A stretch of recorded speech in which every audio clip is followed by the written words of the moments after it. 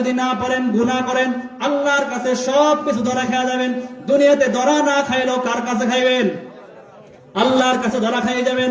হাসরের মাঠে এমন একটা অবস্থা হবে, আপনার সামান্য থেকে সামান্য সব গুনাহ আল্লাহর সামনে হাজির হয়ে যাবে।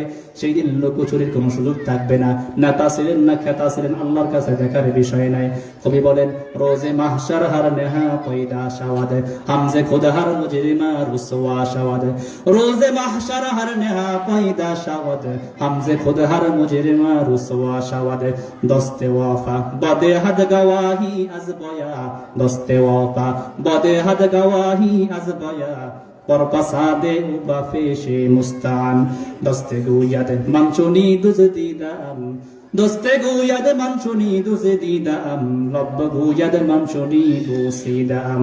চশম গুয়াদ গারদা আম গাম জাহারাম, গোশে গুয়াদ চিদাম সামরুল কালাম। সেই দিন যত অপকর্ম করছো পৃথিবীর মধ্যে, নামাজ পড়ছো কি পড়া নাই, ডাকাতি করছো না করো নাই, চুরি করছো কি করো নাই, নেক আমল করছো কি করো নাই, সেই দিন আল্লাহর কাছে সব প্রকাশ পেয়ে যাবে। হাত দিয়া কি করছো, অপকর্ম করছো না নেক আমল করছো, হাত সাক্ষী দিয়ে আল্লাহর কাছে বলে দিবে। চোখ দিয়া কি খারাপ দিকে তাকাইছো না ভালো জিনিস দেখছো, আল্লাহর কাছে চোখ বলে দিবে। জবান দিয়া কি দেখছো বলে দিবে।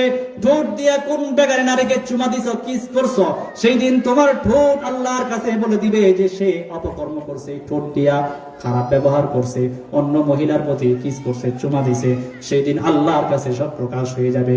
আল্লাহ তাআলা কোরআনে কারীমের মধ্যে বলেন, ইয়াউমা ইদিন তুহাদ্দিসু আখবারাহা।